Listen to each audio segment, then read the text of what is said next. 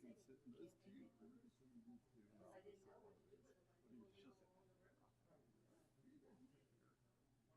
I'll just sit over here because I'll just quickly introduce you, and then he'll give you the clicker, and then you can start.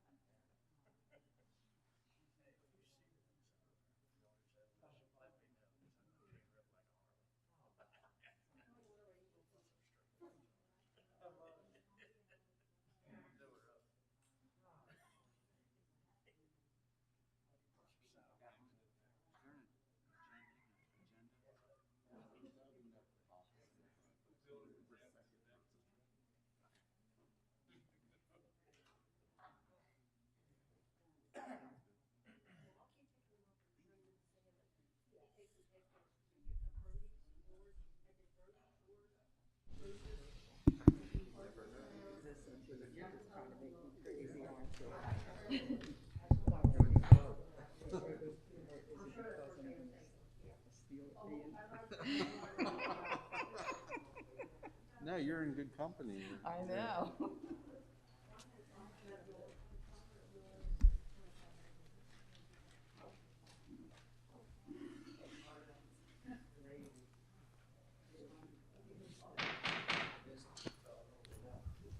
Call to order Kent County Levy Court Combined Business and Committee Meeting, Kent County Administrative Complex, 555 Bay Road, Dover, Tuesday, November 10th, 2020, at 7 p.m. sharp.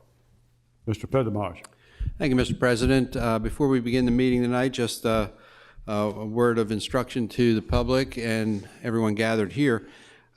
This meeting is being offered both in person here at 555 Bay Road and also via a conference line. So we may have guests joining the meeting over the conference phone. And throughout the meeting, when there's opportunity for public comment, we will offer our guests who are joining us on the phone an opportunity to present comments or testimony to Levy Court, and we will provide instruction at the time for them how to join the meeting. Otherwise, folks on the phone calls will be kept muted throughout the meeting.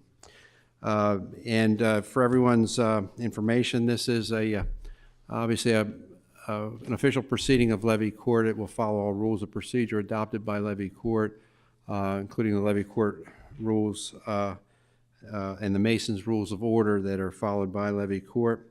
We ask that everyone who speaks, so that both our guests on the phone and us here listening to them, you proceed your comments by stating your name for the record, and then when you're through with your comments, please indicate so that you are complete, or thank you very much, I'm done with my comments, so that we know that we can move on to the next person. Mr. President, I'll turn the floor back to you to begin the meeting. Thank you. Thank you, Mr. Pedamaj. We'll have the invocation by Mr. Howe. Pledge of allegiance to our flag, Mr. Hall. Moment of silence for our troops and first responders. Mr. Sweeney. All rise. Heavenly Father, tonight we recognize your presence and we give you the praise and adoration you so richly deserve. We thank you for getting us through the national elections, and we just pray that the results be pleasing to you and the truth will be known in every respect.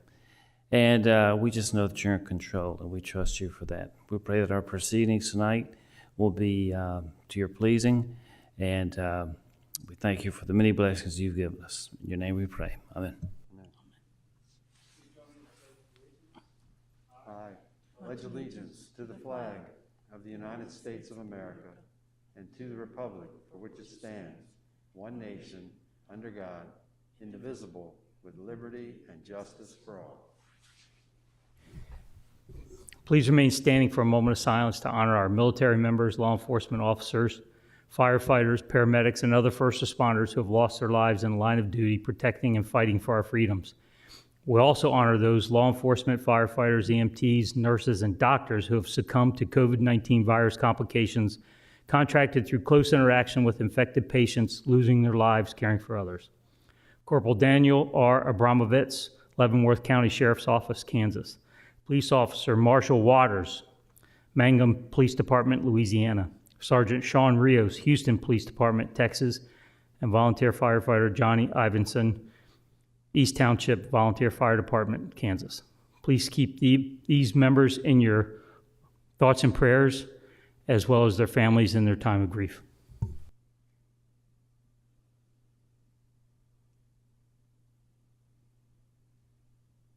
Thank you.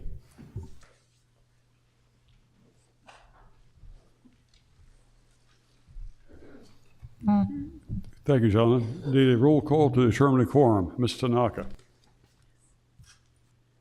Mr. Angel, Present. Mr. Buxton, Present. Mr. Hall, Present. Mr. Howell, Here. Mr. Pepper, Here. Mr. Sweeney, Here. Mr. Banta. Present. Mr. President, roll call reveals 7 present. Thank you, Lori. 7 commissioners present. We do have a quorum. Need a motion to adopt the agenda. So moved. Mr. President. Second. Regularly moved and seconded, Mr. Angel, Mr. Sweeney, to approve the agenda as you see in written form. Any questions on that motion? Seeing none, Ms. Tanaka, please call the roll. Mr. Angel, Yes. Mr. Buxton, Yes. Mr. Hall, Yes. Mr. Howell, Yes. Mr. Pepper, Yes. Mr. Sweeney, Yes. Mr. Banta. Yes. Mr. President, roll call reveals 7 yeas. Thank you, Lori. 7 affirmative votes approves the agenda as you have in written form in front of you. Need a motion on the minutes of September 29th, October 6th, October 27th. So moved, Mr. President. Second. Regularly moved and seconded, Mr. Sweeney and Mr. Angel approve the minutes of September 29th, October 6th, and October 27th. Any questions on that motion? Hearing none, Ms. Tanaka, please call the roll. Mr. Angel, Yes. Mr. Buxton, Yes. Mr. Hall, Yes. Mr. Howell, Yes. Mr. Pepper, Yes. Mr. Sweeney, Yes. Mr. Banta. Yes. Mr. President, roll call reveals 7 yeas. Thank you, Lori. Motion passes 7-0. We will now recess to committee meetings. First one under administration, Mr. Angel. Thank you, Mr. President. Mr. Petternach? Thank you, Commissioner Angel.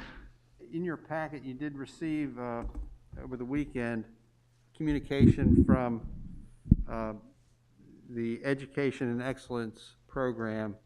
And that program is led by one of our partners, Tonda Parks. And if she would like to come on down and talk to Levy Court about her proposal, you can do it from the podium, or if you wish to sit, whichever. Podium's good, yeah. And anybody.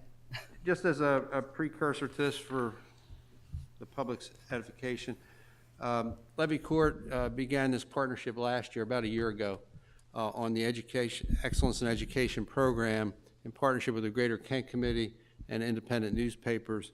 And this year is the first year for the grant. Unfortunately, because of circumstances, the celebratory aspect is somewhat tamped down, but there is going to be next week an awards program, virtual program, and we're proud to be part of that. And tonight's presentation and request is going to be about next year's round of grants. So, Tonda? First, I want to thank you all for your support. It was certainly critical to the success of the program last year. The involvement and the commitment from the county helped lead the charge and really helped us get the funding that we desperately needed to pull together the fund. It really made a difference. I'm happy to report that last year when I came to you with a vision of this program, we didn't have really anything. And This year, we were able to have available for grant funding again because of the support of the county. We were in a position to grant well over $20,000 this first year. We had several requests, and the committee, which Commissioner Pepper sat on and reviewed the grant request, we collectively have awarded 2 of the 4 requests that we did receive because they meet the guidelines that were established for the fund. I assume everyone's well aware of the mission. I'd be happy to read. I think I'd like to read into, for the benefit of people that are listening, the Excellence in Education program was established, and applications were being accepted from schools and other organizations for programs that help foster workforce development initiatives in Kent County. Special consideration will be given and has been given to programs that advance economic advantages and or help overcome systemic barriers that exist in communities of color, ethnic, gender, or generational minorities.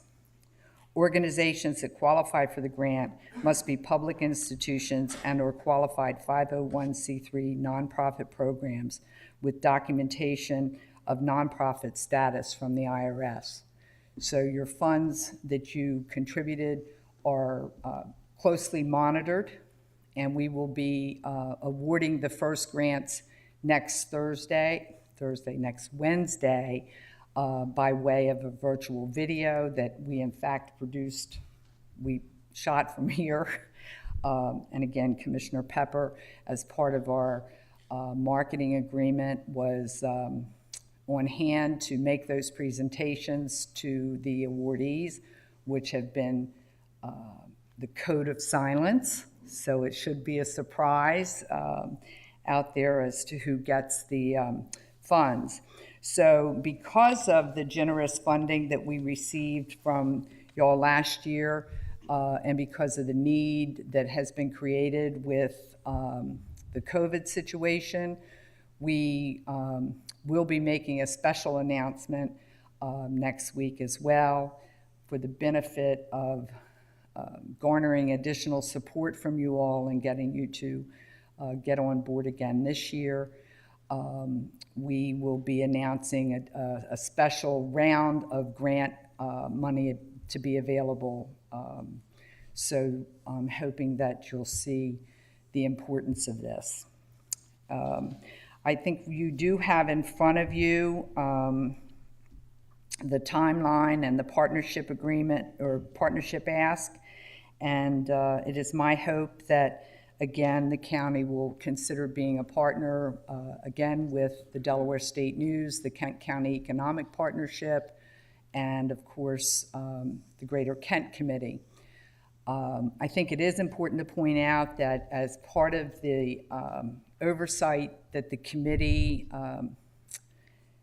when looking at the grant request, they took into consideration granting funds to programs that met the Rockport study and meet the requirements to help keep our young people here in Kent County and to help provide them get programs and educational opportunities that will get them better paying jobs.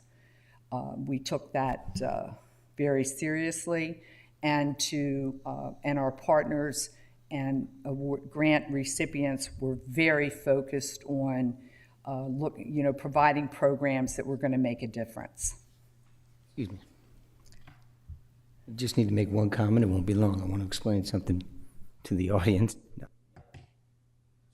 To public comments at the Polytech School Board meeting in a few minutes. Not related, but I can't, you're breaking up. I'm scheduled to speak at the Polytech School Board in just a minute. I'm going to walk out into that hallway.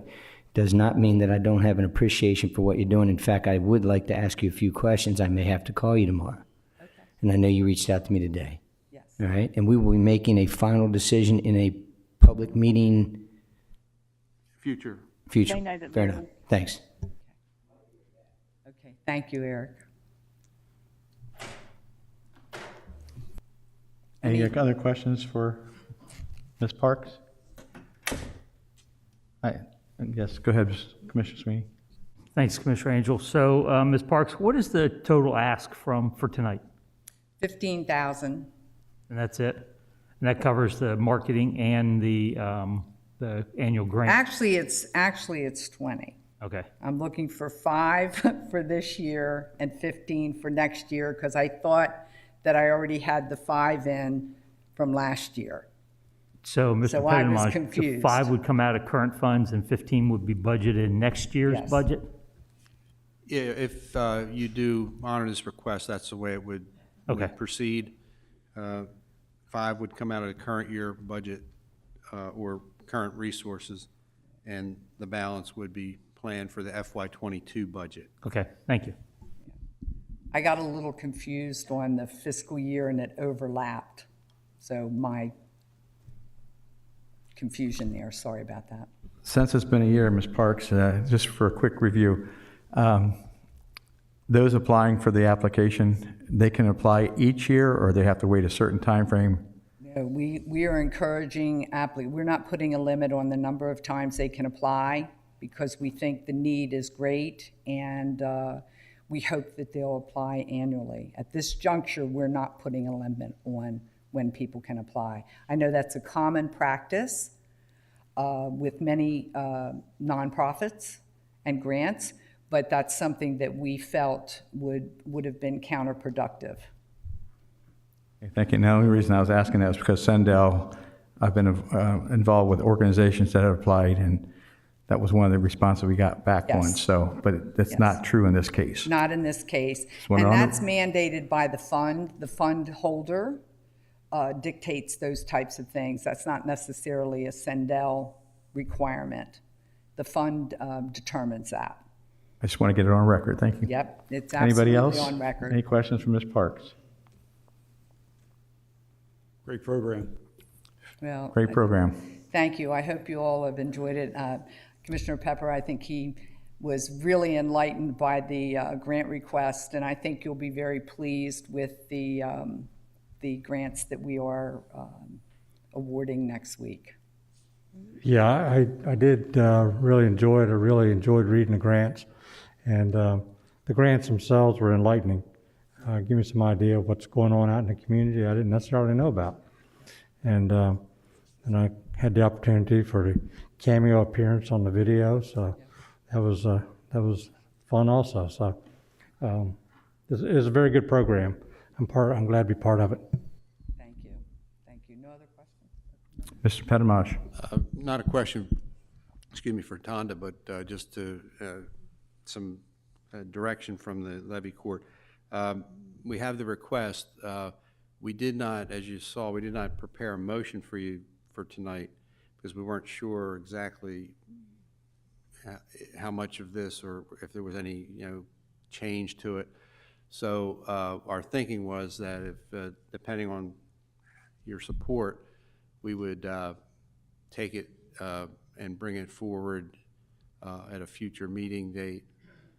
Probably the 24th is our next business meeting for action. But certainly, I mean, if you feel comfortable, you could probably move it to business tonight. This is a combined meeting tonight, and act on it. But we didn't prepare you a motion. I just want to make you aware of that, so that if you're not looking for it, it's not there. So do we need to do a motion without a budgetary portion just to get it on the agenda then? Well, no, I think right now what we would want to do is have you consider whether you want to have us prepare it for the 24th, or if you're prepared to act on it tonight. So, Mr. President? I would think we should act on the 24th, give them time to make up the motion appropriately and get that done. That'd be fine. All in favor of that, just raise your hand. 6 up for the 24th. 1 absent. Thank you, Ms. Parks. All right, thank you. Let me know if anybody has any questions. My contact info is there, and I'd be happy to clear up any other questions you may have. Thanks again. Thank you, Tom. Mr. Cuela. Thank you, Commissioner Angel. This is Alan Quiella, and I'm the Personnel Director for Kent County. Before I introduce the presenter tonight, I just wanted to brief the commissioners and the listening public about how we got here. In the FY 2020 budget, Levy Court approved funding for a classification, compensation, and benefit studies. It's something that you've been doing regular over probably the last 20 plus years. And after you did that, we did an RFP and interviewed consultants, and ultimately Levy Court selected the firm that completed the study for us this year. So in the fall, the process started, actually probably as soon as you selected them, the process started, and that culminated in the final report, which had been scheduled to be presented to the commissioners on March the 17th. As you all know, the governor's declaration of emergency, I think, occurred like on the 12th, and that meeting was ultimately canceled.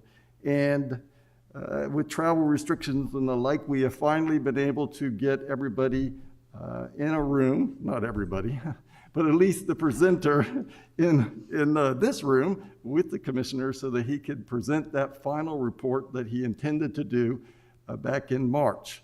So without any further, I would like to introduce Dr. Donald Long with Management Advisory Group International. Dr. Long. Thank you for your invitation tonight. I appreciate the opportunity. I also want to extend thanks to administration. Dr. Long, you're gonna need to speak into the microphone, please. Okay. Maybe it would help.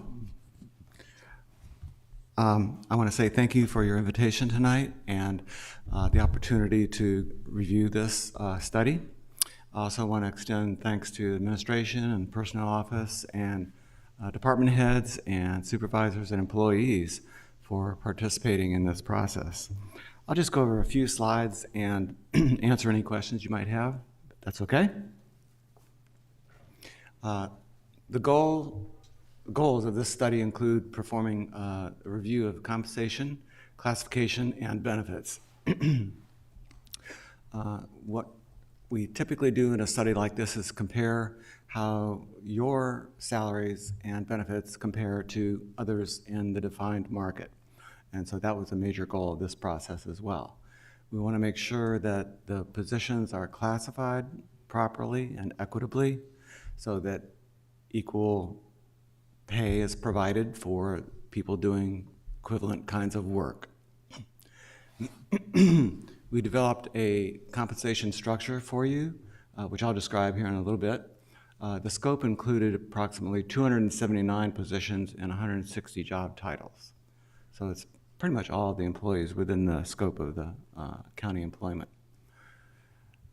We developed a compensation philosophy statement, just some recommendations that is a standard kind of an approach that many agencies take to try to define what their views are on compensation philosophy.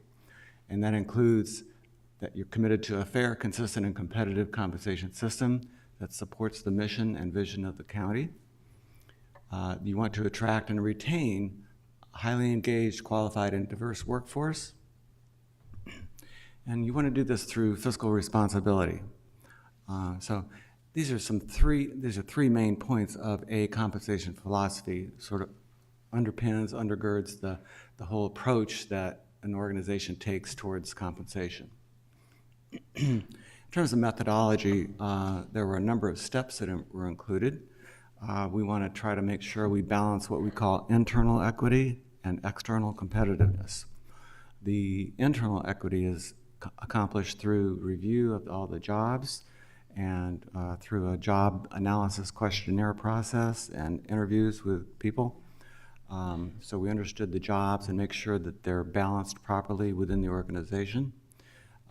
We also did a survey of the market, and I'll show you some of the agencies that we compared to in just a moment. We developed your salary schedules. Excuse me. Developed some calculations. We have developed a software that we use for the purpose of identifying calculated amounts for incumbents within the scope of the study. And we'll show you what those costs are here in just a few minutes. In terms of looking at the market, there were a number of agencies that we compared to. Not every job is comparable to every job here in the county, but we got a sufficient amount of data to get a good sense of the market. We used market information as a guide to compensation and classification. And so all these agencies were contacted through a survey process after we developed the survey, and they were very responsive. So we got good information, and it was very comprehensive. In terms of establishing a market position, agencies typically choose to either lead the market, align with the market, or lag the market. In your study, we've established a structure and a position that aligns with the market. In other words, you're essentially being placed at the average of the market findings.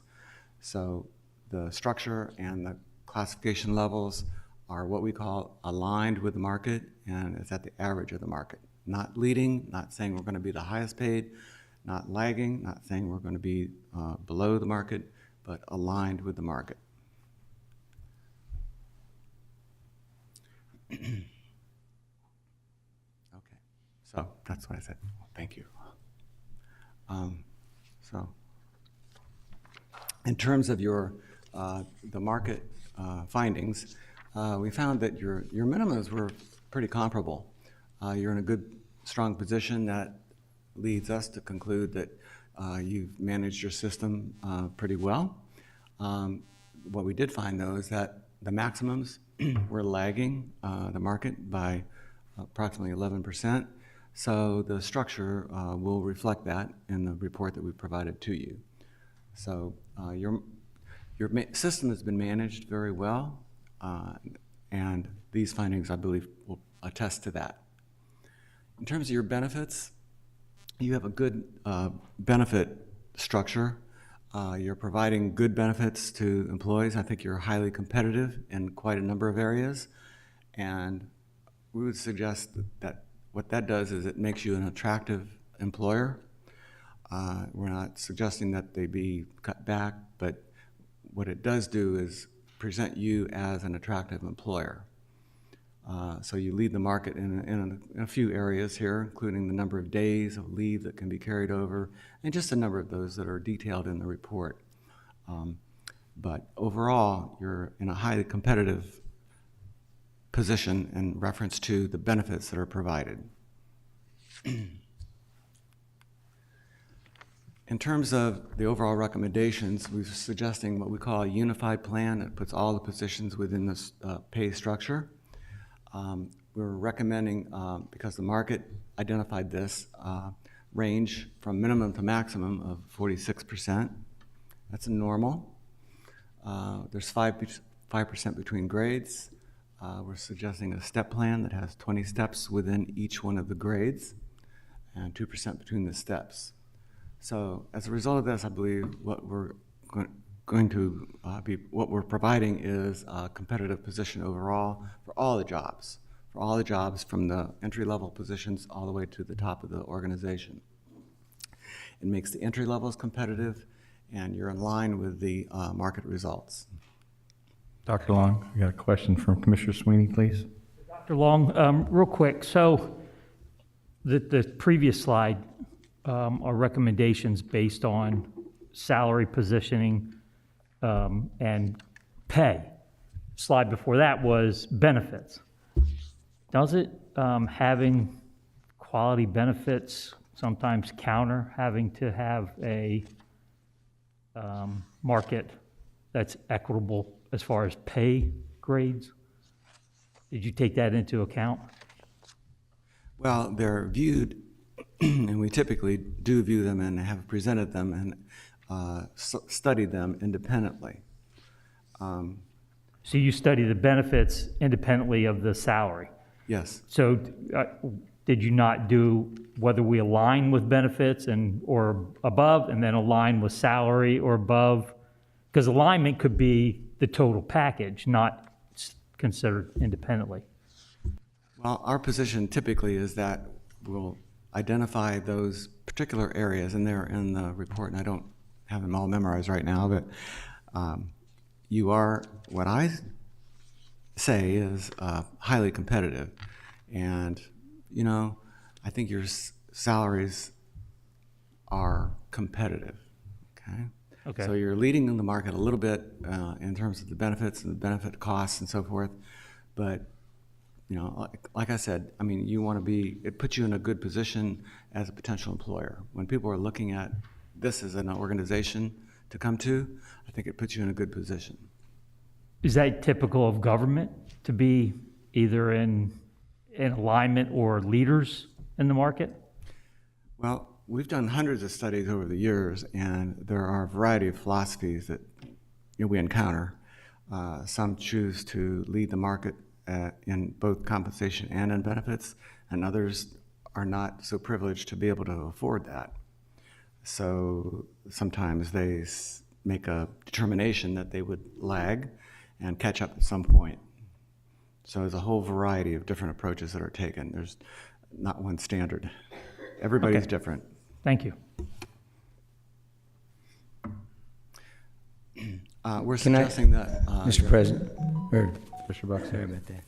And I don't mean to jump in with you, but I would like to see us have a little bit of a discussion. I think that you raise an interesting point. And I'm not certainly reflecting on anything that you've covered yet, although you come across something that clearly we're going to need to discuss sooner or later. How about sooner? Read the report. I haven't read it in great detail, although I have read the summary. I'm familiar with it. I know we're not making a final decision tonight, so we have time. But I think you raise an interesting point in a discussion that I've had frequently with individuals. And then as a commissioner sitting up here for quite a while, I brought the 2010 budget review with me.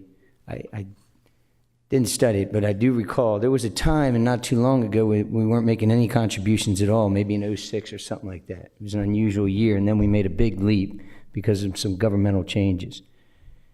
And then I think in 2010 it was $1 million and some change, and now we're up.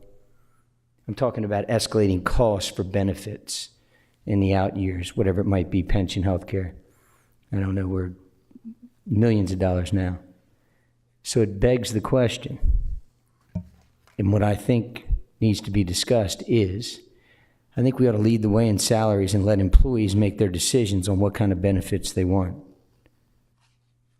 Now, it's a big deal to say, and that's a very generic way to say it. There's way more to it, but let me say it again. I think we ought to salary up, then put that money into the employees' hands, and then let them decide through as Commissioner Angel said in the past, like an a la carte of sorts, or an increase or decrease in pension benefits, or whatever it might be, to include pension, maybe going away from a defined pension and into a different arena.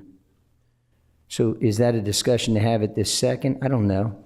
But I know it's one that I consistently have at about this time when these things come up. And it's becoming more and more relevant, and here's why. The recommendations at the end of this report are significant changes. Good or bad, it's not relevant. They are significant. They're not completely flipping the card upside down, but they're changes. So if we're going to make those changes, if we're considering that, I think we should consider a rebalancing act.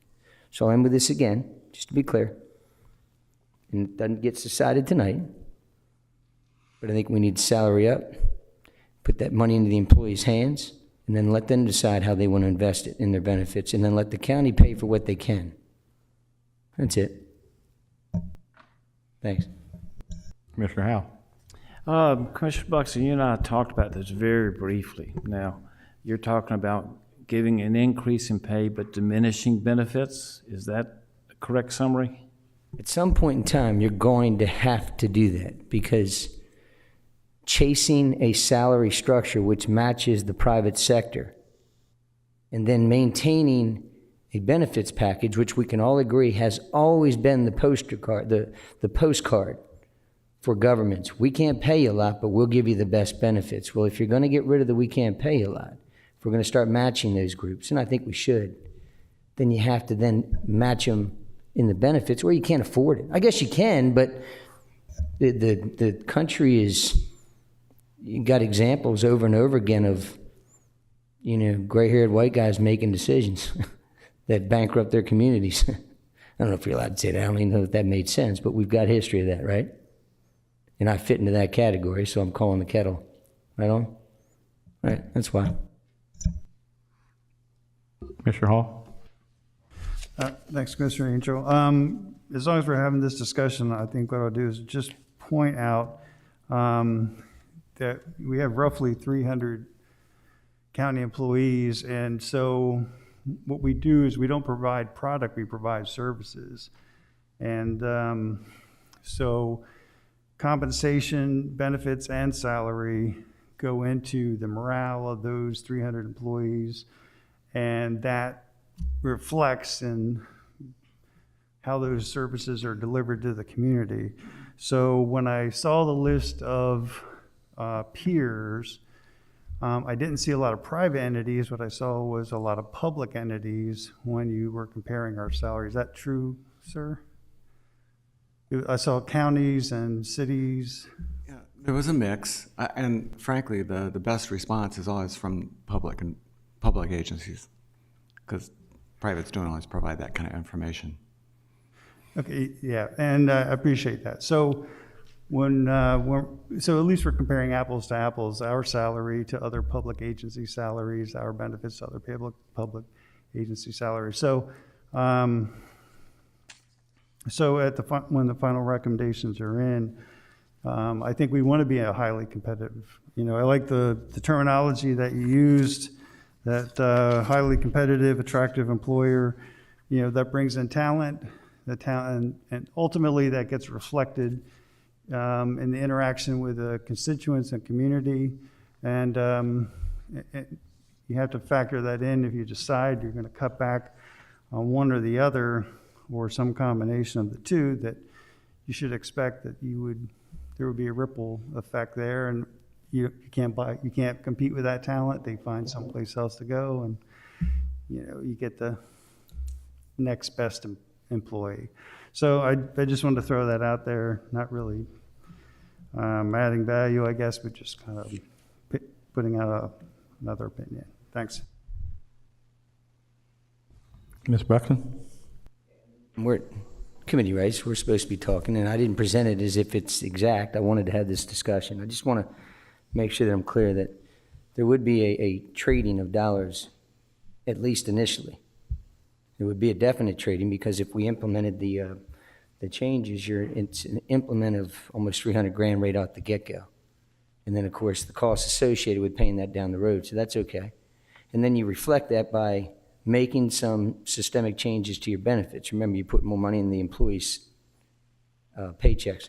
And then after that, if you do the right deal, you don't have to do that anymore as far as the benefits. You can continue to expand the salaries while not continuing to diminish the benefits. So I'm not looking for a benefit reduction that works yearly. It would be a one-time setup where it's reflective. Money goes into the employees, and then as the salaries go up, again, they're more in control of their money, because when you hear from employees, and again, I am not speaking for all 300, but in general terms, you hear that there's a constant concern about salaries, and rightfully so. And I'll end with this one, and that is that as commissioners, when I made the comment a minute ago, you know, Graybeard's making these decisions, kicking a can down the road, because we're not going to be here to pay the bill later. You hear what I'm saying? When these types of changes show up, when it really blows up, well, I don't think I'll be sitting here. If I am, somebody needs to tell me to go to heck home. But you know what I mean? So that's why I want to make sure that we're having these conversations today, because they're decisions that will be reflective tomorrow. All right, that's it. Anybody else? I'd just like to make a comment too, because I know I've talked to Alan Quayle about this too years ago, about a cafeteria style plan. I think that's what Mr. Buxton is also looking at, where you pay the employee and then they pick and choose their benefit package. Some don't need health plans with starting out with either no family or with no kids, and then as life goes on, they can pick and choose their lifestyle.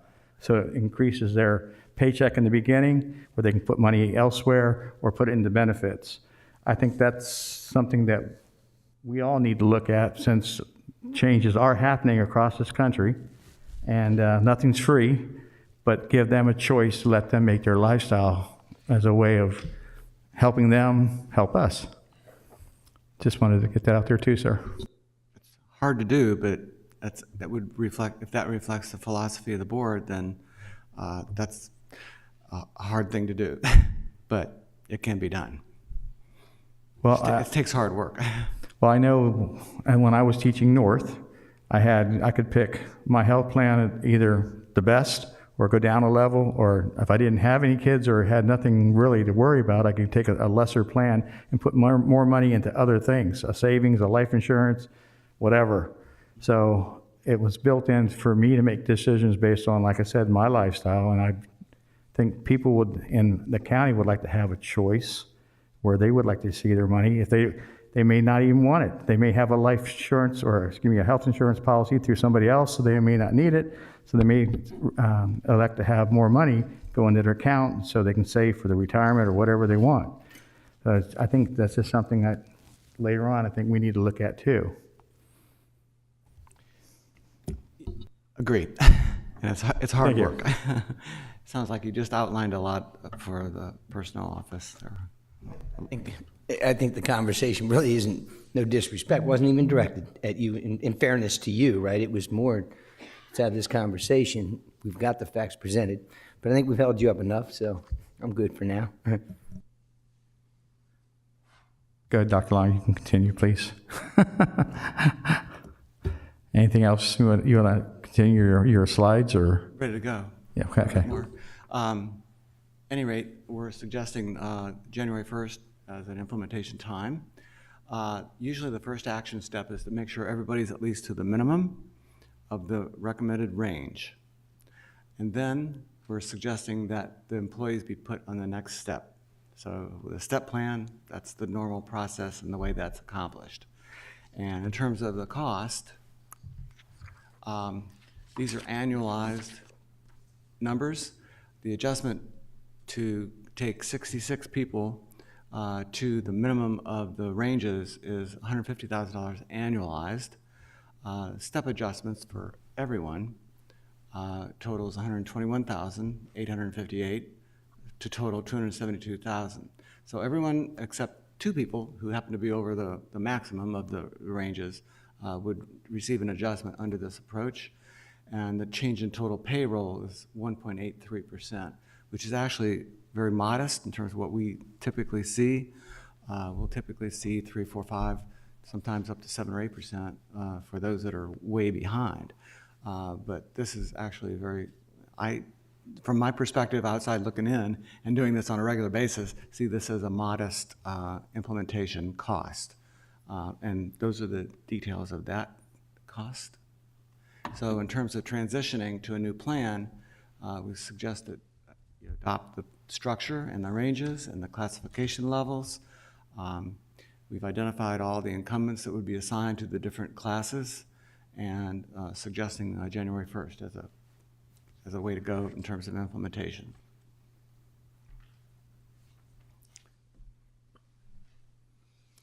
Any questions Thank for you. Dr. Long?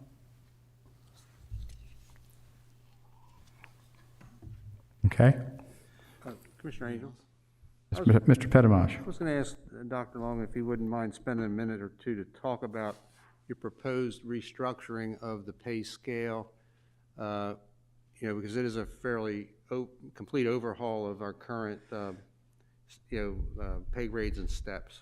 So if you could kind of just elaborate on that a little bit.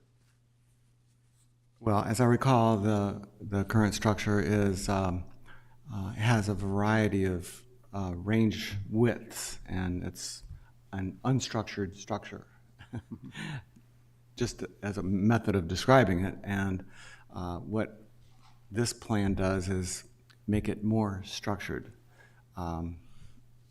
And it's a unified plan where sometimes agencies will have a management plan and general employee plan and police plan, a fire plan, and so forth. This is a unified structure where all of the positions are identified within the structure at the proper level, and it's unified.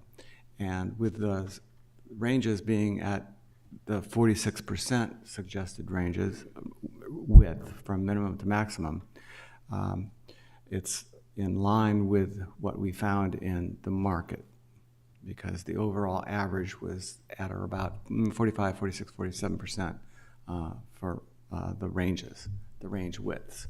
And a step plan is fine. There's a mix of practices out there in public sector.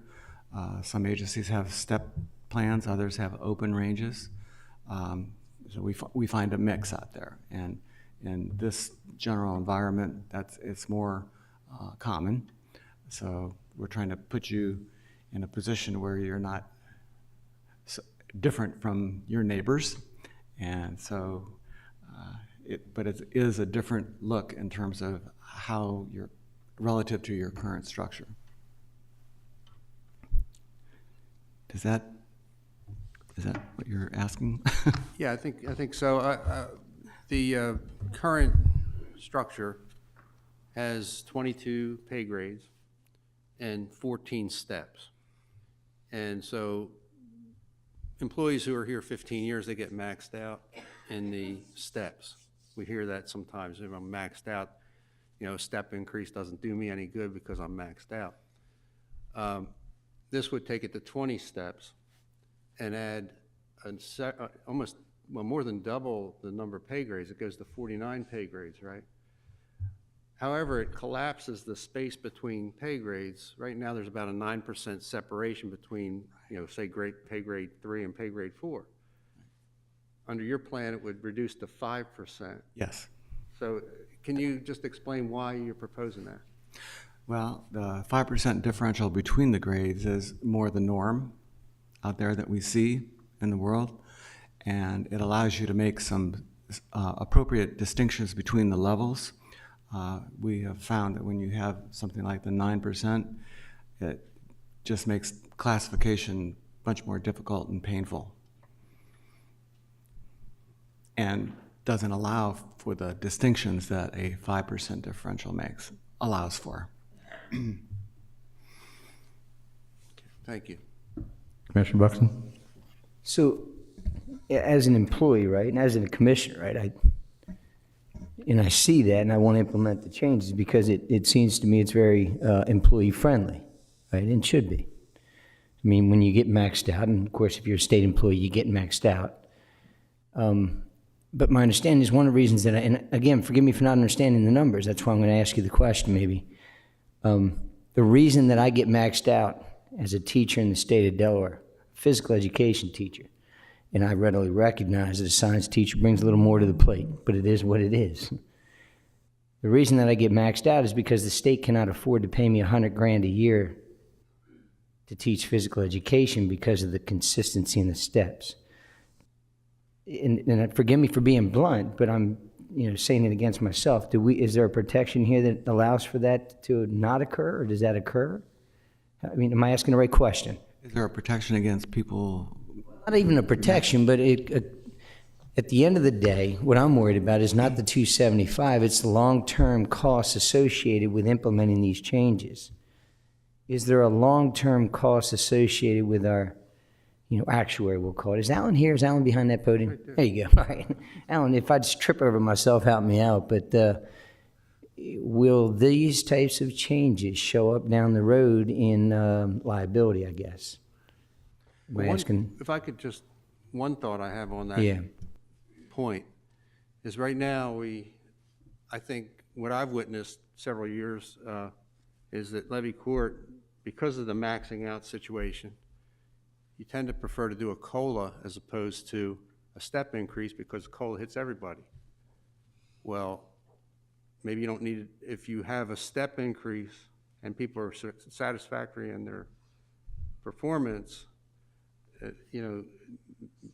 I'm not saying you don't do COLAs from time to time, but maybe the importance of the COLA isn't as significant because the step's there.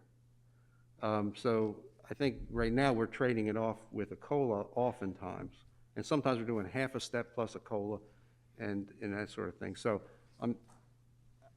I think there's a potential to balance it a little bit, if that's what you're saying. It Yeah. kind of gets heavyweight at the end of the scale, right? So, and again, I'm having these discussions and opened and hope that maybe some employees are listening in, right? And I would welcome a conversation with any of them because I'm not an expert at this, just having this conversation. My fear is our history. And our history is we traditionally don't give steps without COLAs. So no one wants to be left out. That's not right. Unless it's in well, we don't need to go back and forth, but I'm fairly concerned, except for the fact that we walked away from what some perceive as a policy on steps, where we didn't give those, except for some early years when we went through the recession. I don't know. I don't know if let's put it this way, more times than not, we've done COLAs. More times, a lot more times than not. So again, we're just having a conversation here, right? We're not making a decision. I'm trying to express some concerns so that somebody educates me correctly. Like Mr. Pettit said, that's not right. Well, I've been here since 2007 when I got sworn in. Half of the time we didn't give a COLA? No, I'm agreeing with the COLA part. I thought I heard you. That's say what I'm you give talking about. steps and COLA all the time. That's what I'm talking about. We pushed aside the steps. We did. Yeah. We did. And I think the employees, rightfully so, eventually said, this is beginning to create a legitimate morale issue. And it did. And so I think we've effectively made some corrections. And with this implementation, we're going to make some significant corrections. And that's a good thing. Can't have your cake and eat it too, though. That's what I was trying to bring up. Yeah, If we're going to do this, you got to remember, you start doing 2 steps in COLAs like we consistently do. I don't know, has there been a year where we've awarded a step without a COLA? We checked the records. Why do I bring all this up again? Why am I running mouth? Well, it's early, so we got a little time. This is probably the most important stuff we do, right? We can talk budget all day. We just talked about a $10,000 grant. This stuff here, right? Think about it. This stuff here is the most important stuff we deal with. We're talking about people's lives and personnel, and we're talking about the responsibility of the taxpayer long-term to keep the county solvent. That's all. So when you bring up the steps, 20, the question that got us here was, is there a cost associated with it? I'm sure there is, outside of just the 2% actual, whatever the number would be the next time we do it, which would be the next year. Is there a cost associated long-term with paying for that? That was the question. Or maybe just the caution, right? That was it. Commissioner Hall? Thanks. Just 3 quick points. So this is a big issue, and I agree it's one of the biggest decisions we can make and discuss. So to that end, somewhere on the timeline between now and January 1st, I'd like to hear from the Employee Council, their thoughts and concerns about this. Second thing is, correct me if I'm wrong, I just want to make sure. So in my view, a step increase is an incentive. It's a reward for good behavior, but it's also an incentive for retention so that people with longevity are rewarded for staying with an employer of choice rather than moving on somewhere else. Whereas a COLA it's really we're combating the erosion of purchasing power. So in my view, it's 2 different things.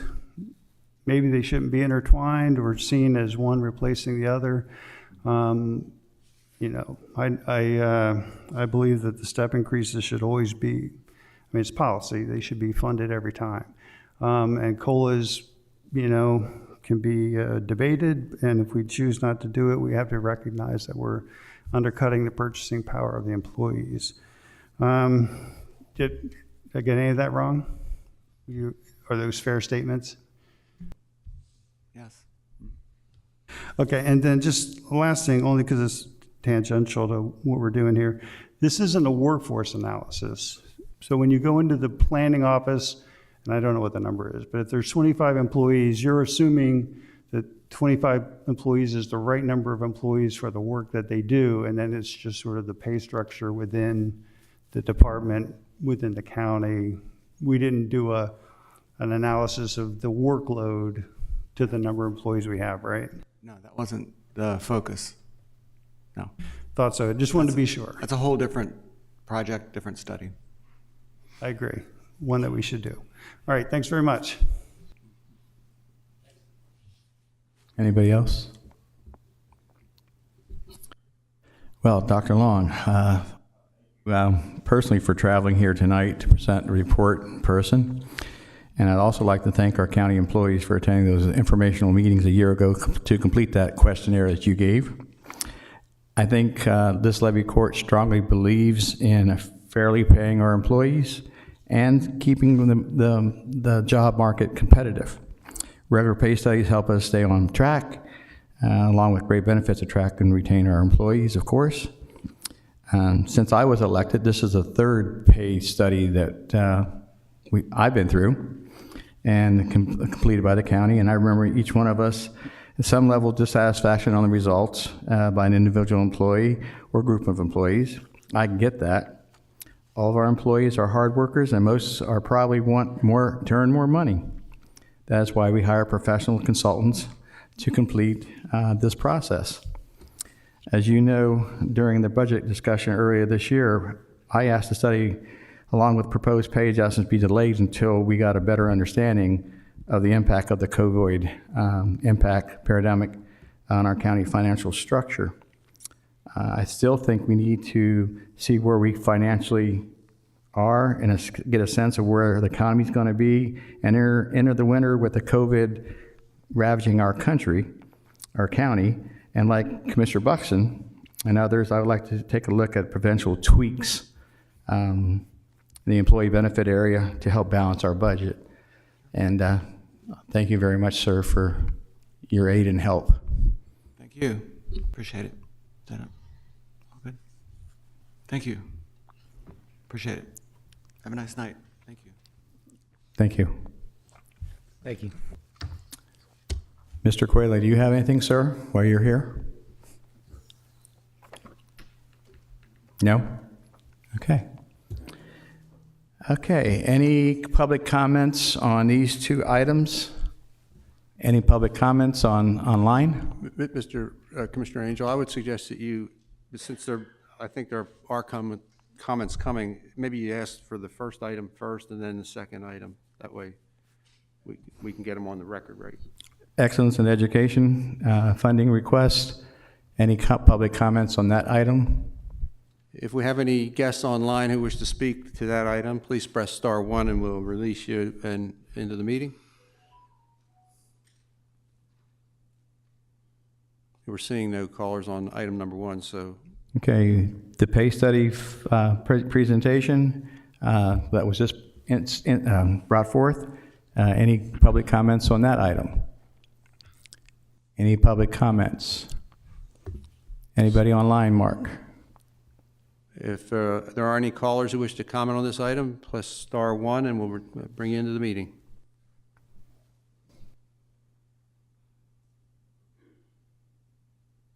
We're seeing no callers. I think there may be a in-person speaker. Hi, Chris Conley, President of the Employee Council. I appreciate the opportunity to have this presented. Obviously, everyone had waited since March with COVID and the delay. And just real briefly, I'll just say that I'm interested in any sort of dialogue with the commissioners in terms of the options that they're looking at changing. I will take your request back, Mr. Hall, to the Employee Council to discuss this more formally and come back at a better time to give public comment or engage in specific discussions with any commissioner. Obviously, anything to support the employees and maintain the salary and benefits is my objective as the President of the Employee Council, representing as many of the employees' opinions as I can, not just Chris Conley's opinion up here. So attracting and retaining the talent to serve the citizens that you guys represent is, I think, all of our goals. So if we can meet that goal, I think it'll be a win. Thank you. Hey, Chris, Mr. Bucks? just, and ask if I may, when you speak to the employee council, and by all means, if anyone's listening, I'd love to hear from them direct. Having said that, when you speak to them, just a simple request. I understand that the goal for an employee, or especially somebody that might be representing in some form or fashion, is to not give an inch to maintain. I would just simply ask that if we switch chairs, take a look from my seat and then ask yourself, is there some merit to a rebalancing of sorts moving forward? And I'm not asking you to say yes or no tonight, but I mean to have those conversations. How do we best get there? If you agree that there needs to be maybe potentially a reset of sorts, how do we best get there? I would like to hear that. If it comes back that no, we want to maintain the status quo and implement the changes, I get it. At least ask so. Thanks. Thank you. Chris, Yes, sir. when you take that back, also take back what Commissioner Buxton brought up earlier, that see if you can get a feel of how many employees would like to do their own benefits as far as health benefits and not be dependent upon the county to pick it for them. And see if you can get a feel of how many employees are comfortable doing their own benefits. And if you can bring that back to us, I'd greatly appreciate that. As in, like, choosing an option, if the county yes. offered 3 or 4 options, you pick? Yes, Okay. filtering through everything and making a decision. You know, if it did go to where, you know, we raised the pay, but let the employees do their own, figure out their own benefits, see if you can get a feel of, are they comfortable doing that? Or are they happy with the county picking them for them? Will do. Great, thank you, Chris. Thanks, guys. Any further public comments? Seeing nobody move forth? Nobody online? Mr. President, back to you, sir. Thank you, Mr. Angel. Next item is Public Works. Mr. Howe. Thank you, Mr. President. Ms. Gold will come forward. We'll talk about the final change order with George and Lynch.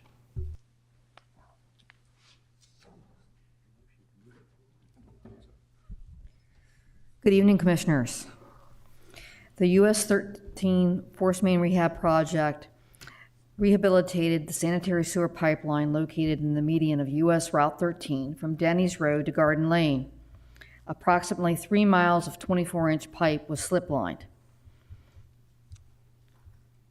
In July 2019, George and Lynch started the construction, and by December 2019, all testing and connections were made and the installation was complete. On December 19th, flows were taken off the bypass into the slip-line pipe. The downstream pipe failed in the area of Silver Lake Park. The downstream pipe was not part of the slip lining project. So we started an investigation, and similar to the findings for the US 13 slip line project, we found that there were areas of the pipe that were in good condition, portions of the pipe that were in very poor condition, and areas that we could not reach. So under the project, we had funding from USDA, and that allowed us to add on some of this repair work. There has to be a match of separate funds with the USDA funds, so there was additional work done under a separate contract with George and Lynch under our on-call contract. So what we did for this additional section is the repair of the line started at Martin Luther King Boulevard, and that was added under change order number 3. That work was completed in September. At the same time, the Silver Lake repair was done under that separate contract that I mentioned. Additionally, a minor repair was made at Garden Lane, and the transmission line from PS2 to PS3 was placed back in service on October 1st, 2020. So everything's back to normal at this point. That's the good news. So from PS2 to PS3, we've rehabilitated the pipe. On the second page of the memo, it gives a summary of all the change orders to date. Tonight, we're here to talk about change order number 5, and it's an adjustment to the final contract quantities for Phase 4 of the project. It's actually a reduction in fees, and it's because of a decrease in quantities. So it's $11,488 is the decrease. So again, tonight, the Department of Public Works recommends the approval of change order number 5 and authorizing Levy Court President to sign the documents. All right, any questions?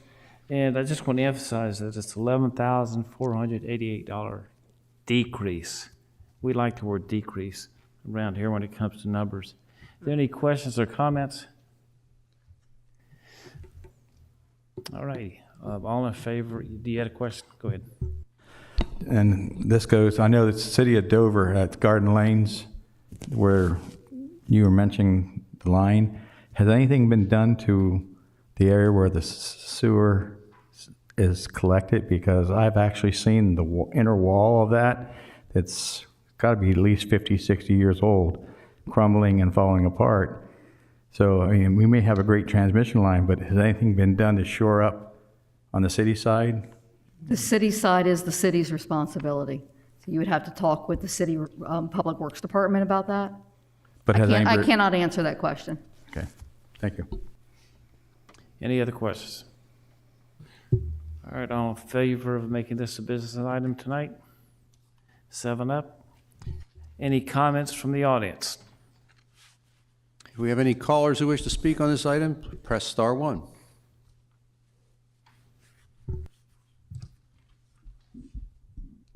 Seeing no callers, sir. Okay. Mr. President, back to you.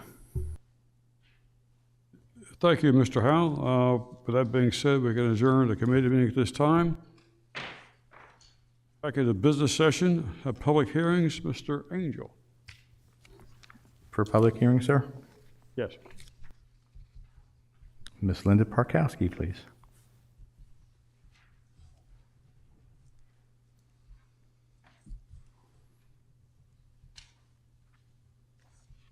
Good evening. I'm Linda Parkowski, Economic Development Director with the Kent Economic Partnership. Tonight before you are 2 revisions to 2 ordinances. One is for Strategic Development Fund, and the other one is for the real estate tax exemption of industries. They Just address the first one right now. Okay. We'll talk about LC 20-11, which is Strategic Development Fund. This includes minor revisions, aligning business opportunities with present and future needs, and replacing the Central Delaware Economic Development Council with the Kent Economic Partnership. And it also redefines the submission process to reflect the procedure that's in place right now. Any questions on that one? Linda, mainly this is just an upkeep, update on the old to the new, correct? Yes. Long story short, thank you. Yes. Next one, please. LC 20-12, Real Estate Abatement Program that revises the criteria from $500,000 in investment to $1 million and from 4 to 10 employees with wages over $40,000 per year. That's the criteria to be able to apply for the real estate abatement program. It also aligns the business activities that are allowable to reflect the present targeted industries, and it also redefines the submission process to reflect the procedure in place. Any questions on that one? Mr. President, since these are public hearings, do we have to? These 2 items are now for public hearing. Okay. So is there anyone here in favor of ordinance LC 20-11? Anyone here in favor? Ordinance LC 20-11. And combined with that, we have ordinance LC 20-12. Anyone here in favor? Mr. Pettibone, is anybody online for either one of those? I think it's appropriate to take separate motions, because they're separate ordinances. We can do that, sure. So we'll start back with LC 20-11. Is there anyone here in favor? Anyone here in favor of ordinance LC 20-11? Mark, we have a caller that wants to speak on this? Oh, I thought you were giving me the signal. Okay.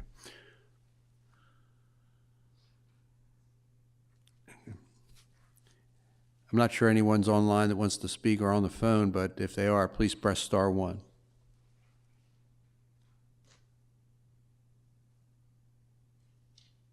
Okay. Back to you, Mr. President. Seeing none? Public hearing on that is now closed. Mr. Angel. Thank you, Mr. President. I move to adopt ordinance LC 20-11, ordinance to amend Kent County Code Volume 1, Chapter 86, Strategic Development Fund as amended. Second motion. Ready to move to seconded, Mr. Angel, Mr. Pepper, to approve ordinance LC 20-11. Any questions on that motion? Seeing none, Ms. Tanaka, please call the roll.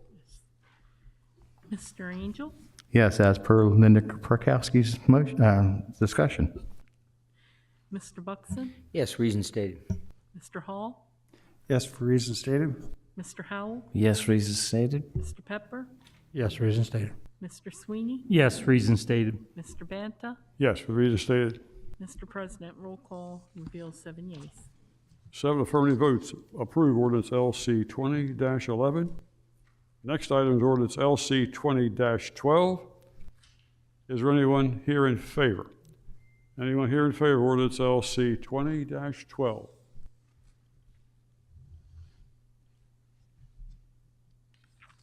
Anyone here in opposition of ordinance LC 20-12? Anyone here in opposition? Nobody on the line?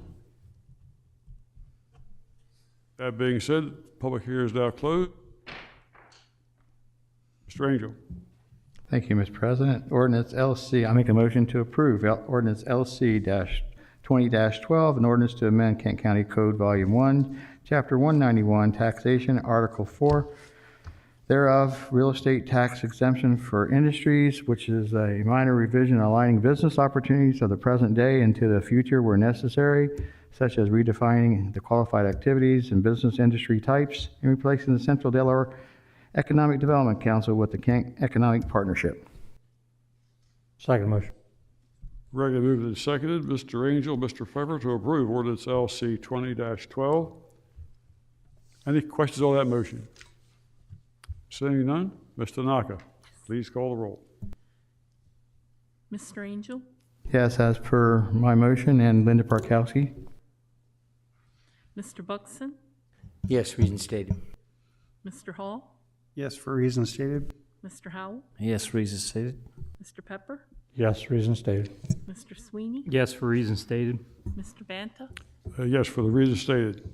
Mr. President, roll call reveals 7 yeas. Thank you, Lori. 7 affirmative votes approves ordinance LC 20-12. Still under public hearings, Mr. Sweeney, Resolution 3809. Thank you, Mr. President. I think Ms. Colt is going to come down and make a statement.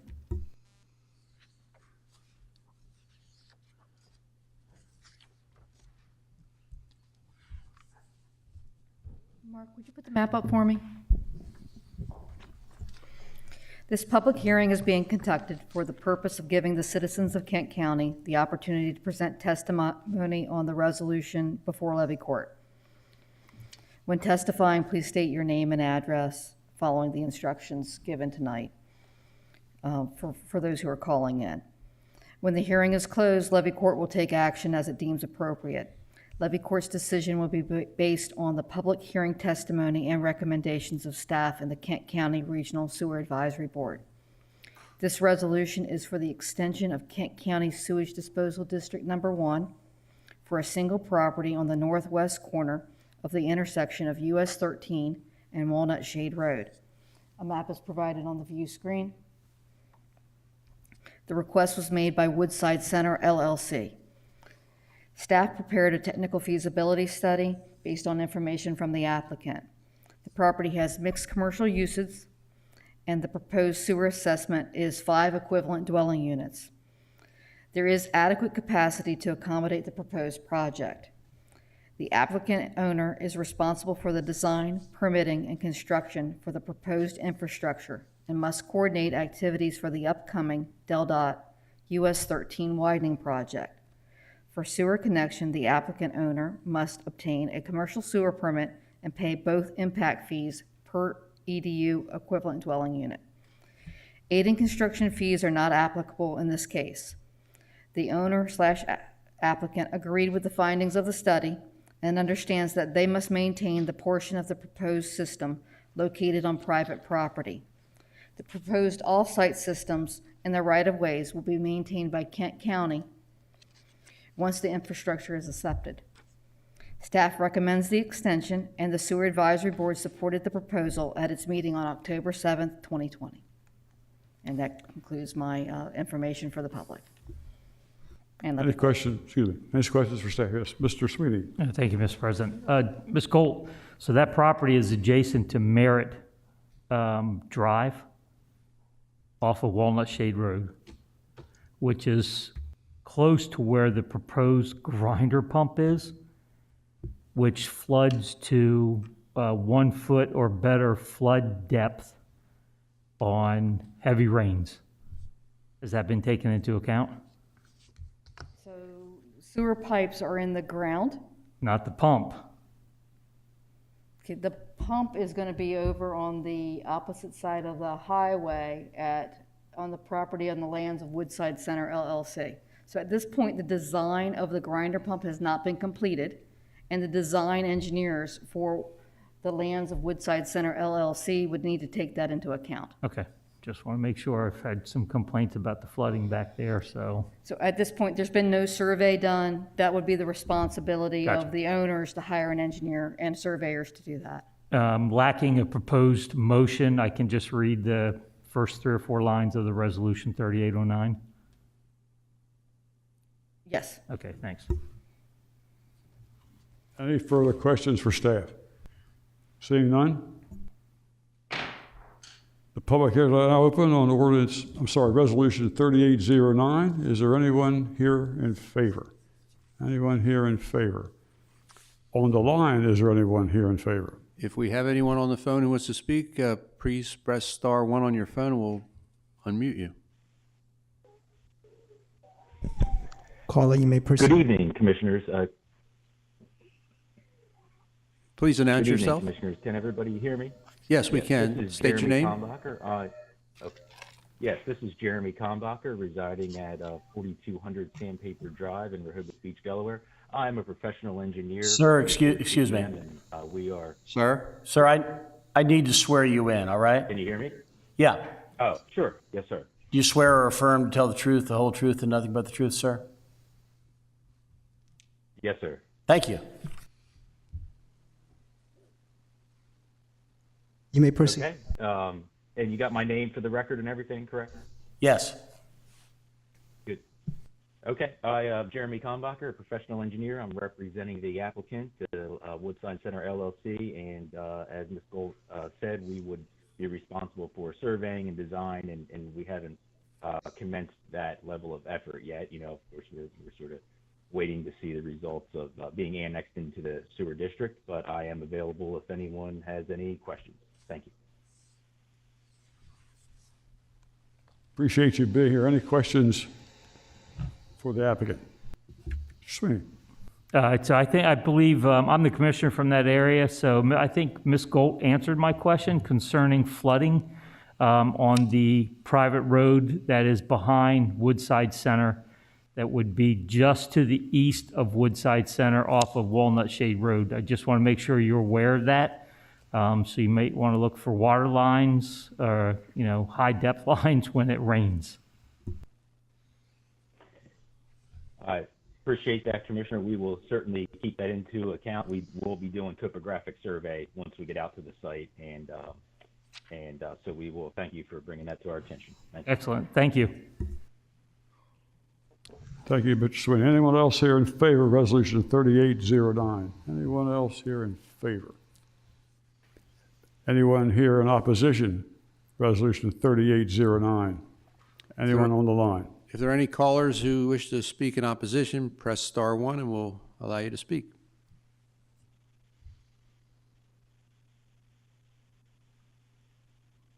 Seeing none, Mr. President. Seeing no opposition, Mr. Sweeney. Thank you, sir. Move to approve, move to approve Resolution 3809, Kent County Sewer District, Disposal District Number 1, proposed sewer extension, a resolution upon proposal to extend Kent County Sewage Disposal District Number 1 pursuant to Section 4606, Chapter 46, Title 9 of the Delaware Code as amended, Double Run Area, Walgreens Complex, and Woodside Center. Second motion. Ready to move and seconded, Mr. Sweeney and Mr. Pepper to approve Resolution 3809. Any questions on that motion? Hearing none, Ms. Tanaka, please call the roll. Mr. Angel? Yes. Mr. Buxton? Yes. Mr. Hall? Yes. Mr. Howell? Yes. Mr. Pepper? Yes. Mr. Sweeney? Yes. Mr. Banta? Yes. Mr. President, roll call reveals 7 yeas. Thank you, Lori. 7 affirmative votes approves Resolution 3809. The public hearing is now closed. Potential items from the committee meeting. First one is Mr. Howe. Thank you, Mr. President.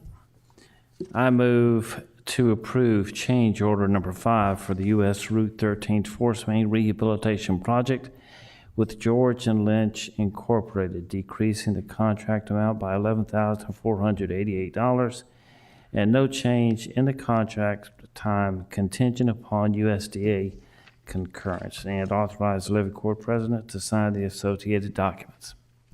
Second. Regularly moved and seconded by Mr. Howe, Mr. Hall to approve the Force Main US 13. Any questions on that motion? Hearing none, Ms. Tanaka, please call the roll. Mr. Angel? Yes. Mr. Buxton? Yes. Mr. Hall? Yes. Mr. Howell? Yes. Mr. Pepper? Yes. Mr. Sweeney? Yes. Mr. Banta? Yes. Mr. President, roll call reveals 7 yeas. Thank you, Lori. 7 affirmative votes approves the US 13 Force Main Rehab. Item number 2, Mr. Howe.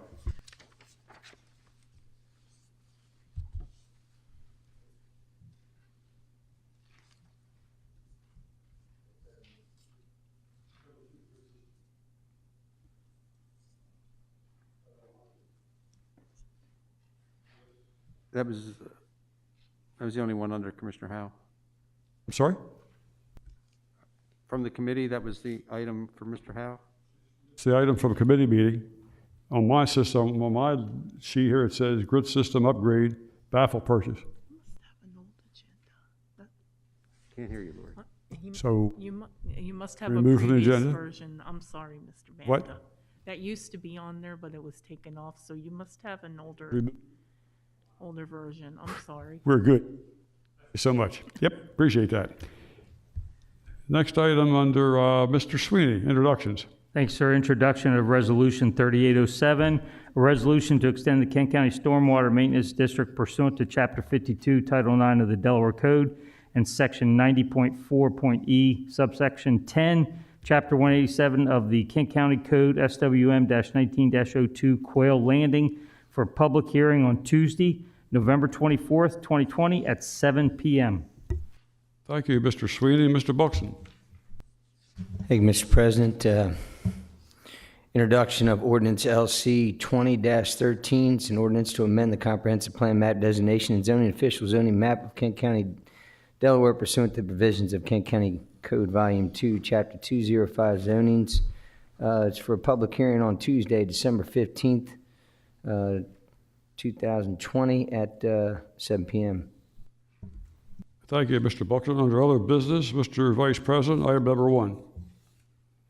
I move to go into executive session immediately following the business meeting for preliminary discussion on site acquisition for a publicly funded capital improvement, legal strategy session regarding collective bargaining or pending or potential litigation, and personnel matters pursuant to 29 Delaware Code 10,004 B2, 4, and 9. Second. Ready to move and seconded. Mr. Pepper, Mr. Sweeney. The only executive session immediately after this meeting from which we will not be returning.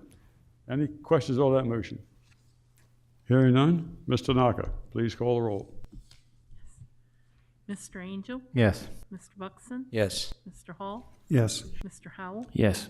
Mr. Pepper? Yes. Mr. Sweeney? Yes. Mr. Banta? Yes.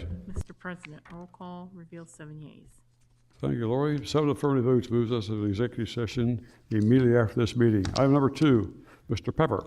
Yes, I move to go into executive session immediately following the committee meetings of Tuesday, November 17th, 2020, for preliminary discussion on site acquisition for a publicly funded capital improvement, legal strategy session regarding collective bargaining or pending or potential litigation, and personnel matters pursuant to 29 Delaware Code 10,004 B24N9. Second.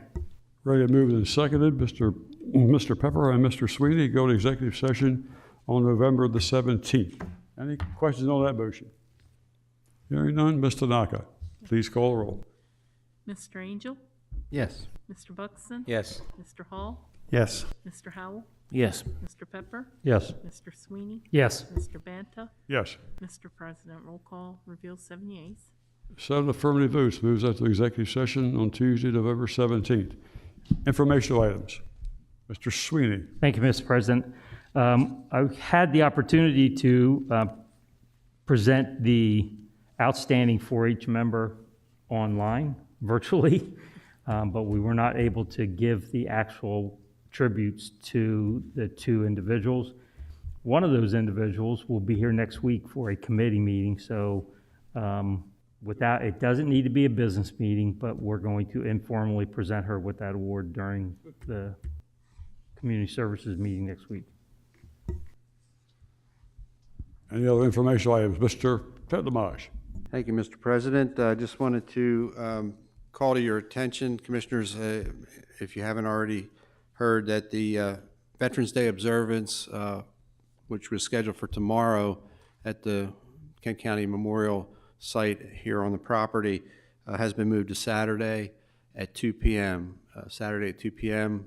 The Chapter 850 Veterans of Vietnam Veterans Association will be there and holding their observance on Saturday. The second item is on Thursday, the 19th of November, next Thursday. We will be hosting here at our complex a free COVID testing site. The Department of Public Health will be here. It'll be outside in the parking lot. This is the third free testing offering they will be providing here. It's mainly for county employees, but any other members who wish to come, bring families, first responders, folks in the immediate vicinity can come and get tested free of charge from the Department of Public Health. That is Thursday, the 19th from 10 a.m. to 12 noon. And the last thing, Commissioner Sweeney may have told some of you about this, but on the 5th of December, Saturday, we will be hosting here at the complex outside in our parking lot a pet food drive through a program being offered through Brandywine SPCA in conjunction with a local pet store provider. And that will be from 10 a.m. to 12 noon as well. So if you can get the word out there, anyone who needs pet food through this pandemic time, they can come here and get some free offerings. Thank you, Mr. President. Thank you, Mr. Petlamage. Any other informational items? Seeing none, are there any public comments? We have in the audience tonight a new commissioner will be standing in my position for about 4 years. And congratulations to the other commissioners that won re-election. So we're happy you all are here and appreciate your attendance and sincere interest in the county government. Thank you all.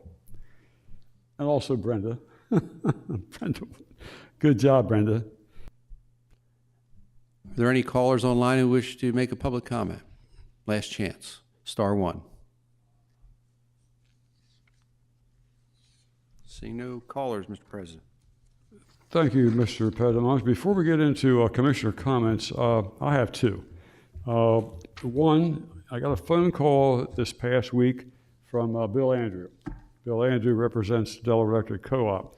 And he always come in December and present us with a check anywhere from 45 to 50, to whatever, it's a large number. And he would like to come this year, but because of COVID-19, they made a choice at the executive session that they were not going to do that this year, but they will be mailing those checks. So we should be getting those probably sometime mid-December. and I'm sure Mrs. Durham and you will let us know when they arrive. The second item I have pertains to our county employees. I read with interest that I thought was very well done. The Levy Court thanks Kent County employees.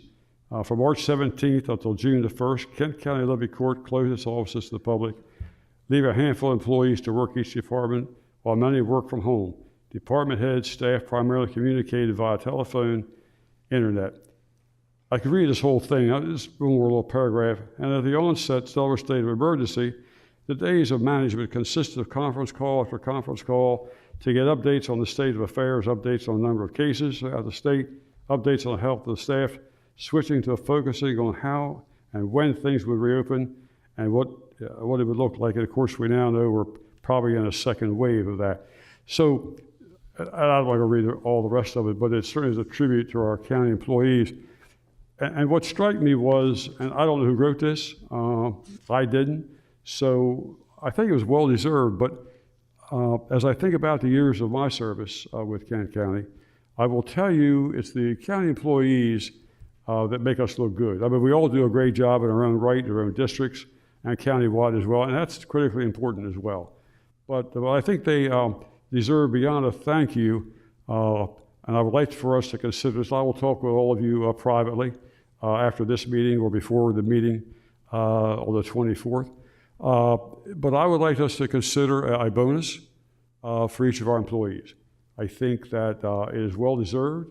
I think they were heroes of their own right, coming to work every day, or calling in from home every day, or using the internet through teleconference. I just think it was a remarkable show of unity among our employees, and they certainly deserve the praise and thanks that we gave them in this article. But I think it would be really, really important to consider a bonus of an appropriate nature to thank them for the job that they did. So we could have a discussion later, but I want to put that on the agenda, Mr. Angel, under you for personnel for the 24th. And if we're fortunate enough to get it there, I'm prepared, if you don't mind, to make a motion to that effect.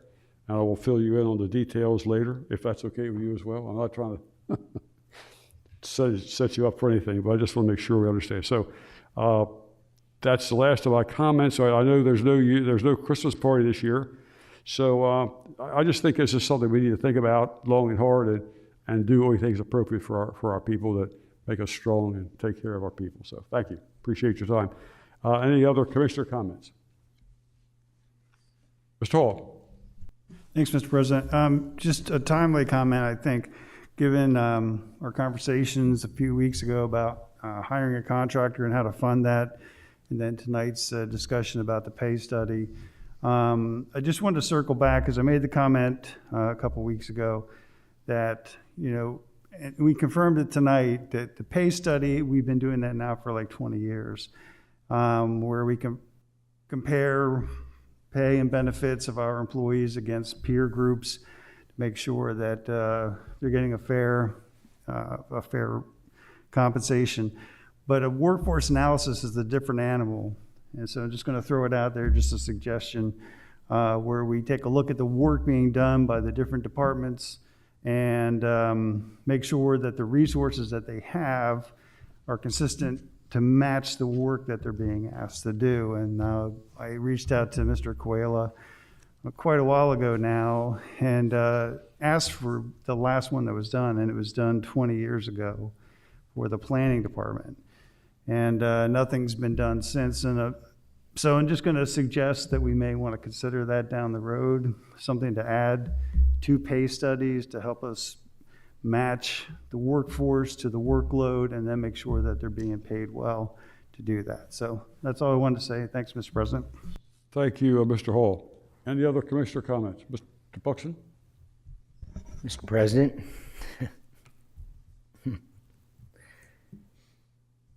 It is what it is. I tend to hit the button and speak knowing I probably shouldn't. It is what it is.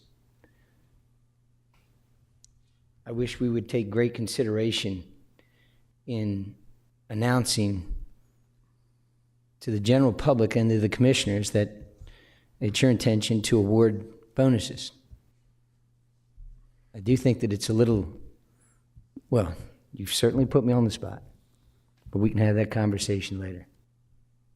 I would caution us about making sure that we understand what that means and the message it sends to those that, you know, through no fault of their own, were not able to participate. And then the opposite of that, those folks who worked overtime and in fact are going to get significant overtime commitments. But that's about as far as I'll take it. I'll be willing to listen to it. It's the first I've heard of it. I don't want anybody out there in Zoom land to take this statement to say that I don't support it, but I certainly need to understand it, right? I certainly do. And I think that we owe that to the employees, in fairness to them. We want to be fair across the board. And we also owe it to, again, the folks that put us in these seats, the taxpayers, who most likely suffered equally during the COVID. So it is what it is. That's enough with that. I'm going to rain on some Wheaties even more in a minute. Commissioner Sweeney, my friend, just picked another little contention with me. I need to understand better, if we can, the night of the museum decision, Goggin, the only thing that was discussed was to get a quote or a bid on the, we'll call it the climate control. That was it. There was mention of what would be neat to have a museum there. It would be interesting. We should probably, you know, take that into consideration. There's a lot that goes into that decision, but you know, maybe in the future, maybe that's a possibility. Was that how it was portrayed that night? Because that is not how it was portrayed here. And now fast forward a year from now, when the costs associated with that are significant, and that promise kept is now a promise broken because of statements made. And I would caution us against that, that's all. Because I don't want to make those tough decisions, but daggone it. We can't write checks that we can't cash right away. We've got to make sure. Anyway, I'm done. That's it. So if there's comments related to that, fine. If not, I don't think I was disrespectful. I just expressed concern. All right. Thanks. Mr. Buxton, if I could just make a real brief comment, because you're the last person up here that I want to offend, and I haven't done that. But didn't offend me. But the issue is that no other commissioner is aware of what I just said, and that's the reason I read from this nice article that was written by somebody in their last brochure that went out, and I had maybe one or two calls from people just thanking us for what they said. But this was a gesture. It may not even succumb. It may not have enough 4 votes to even survive. But I mention it because I just think that it's something we need to consider. Our employees are a strategic part of our program, and like you, I won't go on for another half hour to talk about it. But we'll have tonight to talk about it, as well as the time between now and the 24th, so we can do that. Okay. Real quick. Sure. Just reiterate, and if any employee's listening or hears this, I would like them to just consider switching chairs for a moment and then not make a decision, but just make a consideration. That's all I'm asking. So the statement I made tonight was just a consideration of saying, that's all. You know, I've been consistent. Only by employees that I don't appreciate them. I have been consistent in trying to keep you informed on everything. That wasn't you, buddy. Not at all. So don't, if I said something wrong. I misunderstood. Okay. And this is all right. We're fine. It's 8:30. We're not even late, but I want to be clear. I am not upset with you, buddy. Love you to death. I am a little upset with the way this was put on us. Not upset, just wowed. And I want every employee, if there's anyone that hears, I'm not opposed to this. It was just, okay, we need to slow down and understand better what was just asked. That's all. Because when you put it on an agenda, right at Christmas time, who's going to be Grinch? Raise your hand if you're ready to be Grinch. Anyway, that's enough. Thanks. Hopefully between now and then, because we talk often, hopefully between now and then, we'll have a chance at least to talk and maybe come to a conclusion or solution, and maybe we won't. I don't know. But as long as we're still friends, that's all it counts to me. So thank you very much. Any other commissioner comments? I somewhat have lost my agenda, but I'm sure I'll find it. There's no other commissioner comments. I entertain a motion to adjourn to executive session. So moved. Regularly moved and seconded, Mr. Pepper and Mr. Sweeney. Any questions on that motion? Hearing none, Ms. Tanaka, Please call the roll. Mr. Angel? Yes. Mr. Buxton? Yes. Mr. Hall? Yes. Mr. Howell? Yes. Mr. Pepper? Yes. Mr. Sweeney? Yes.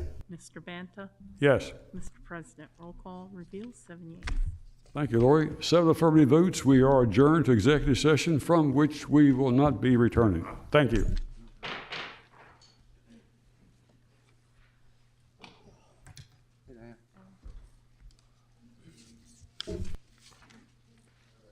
Conference recording has stopped.